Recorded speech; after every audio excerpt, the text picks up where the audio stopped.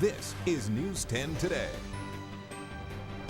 Good morning, everyone, and thanks for waking up with us. I'm Lindsay Veramis. The Detroit woman who won a major lottery prize and still claimed welfare benefits has died. A California man is under arrest this morning for threatening his roommate with a running chainsaw. That's the good news. This is the bad. This is the 2012 list of property tax foreclosures in Lansing. It's nearly 50 pages long. The superintendent says there will definitely be some disciplinary action filed against all involved in this. Before you go, let's turn briefly to the highway shootings. We had that new development today. You mentioned you travel that road very often. How do you feel about the arrest today? Well, I think that's an important sign. And craft beers looks like a roller coaster at Cedar Point. Man, this weather's going to feel like a roller coaster too. Drivers also need to be wary. Deer are on the run in October and November and can pop out suddenly from the sides of the road. Certainly a festive atmosphere here. Things are fairly quiet in the stadium, but fans are beginning to file into bars and restaurants. Everyone wants to see this game, but tickets are incredibly hard to come by. While the increase will hit pocketbooks, economists say the reality is Americans spend very little disposable income on food. Where developing nations may spend 25, even 50% of their income, we spend less than 10. Not too often that you can pick a pumpkin in shorts, but that might be a possibility this year. The hunt for the highway shooter linked to 24 cases in Michigan has new urgency this morning. People measure life's big moments in pictures.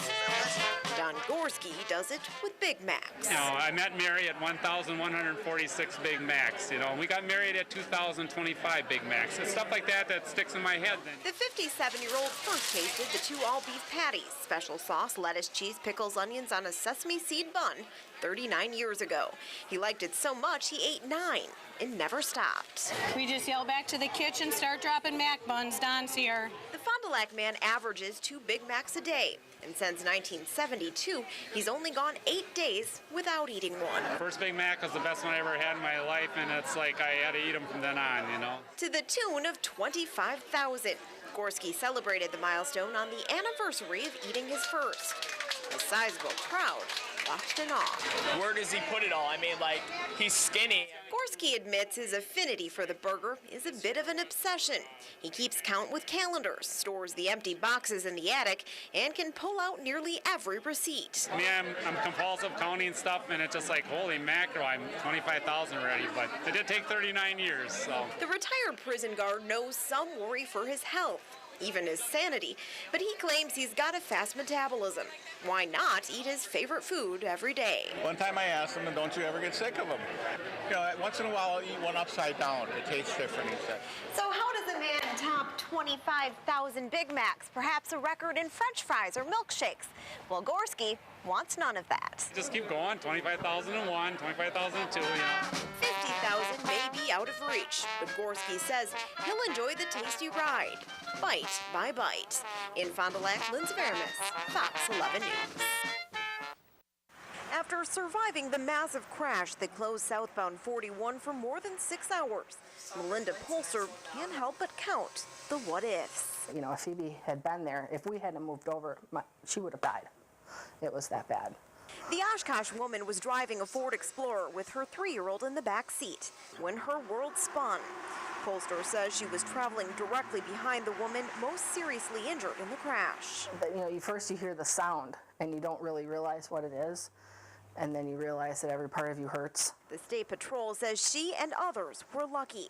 Most of the injured were treated and released. This could have been a mass casualty situation with numerous people killed. Highway 41, it's a 65-mile-an-hour zone, and as you well know, oftentimes people are going much faster than that. The State Patrol says construction here at 41 in Capitol caused a backup just north of Richmond Street. Southbound traffic was slowing down, but investigators say a semi didn't. Polster saw it all in her rearview mirror. I started to tap my brakes to let him know, hey, we're slowing down up here, and I realized he wasn't slowing down at all. So I thought, well, I better move over in case he hits, and I no sooner got over in the left lane, and he clipped the corner and just smashed, and it was like a chain reaction. Investigators are still trying to figure out the exact sequence of collisions. Troopers will be reconstructing the crash, but say a final report could take weeks, even months. You have to be fully aware, because that split second, you know, if I hadn't have moved. Polster hopes it's a lesson for all drivers. In Appleton, Lindsay Veramis, Fox 11 News.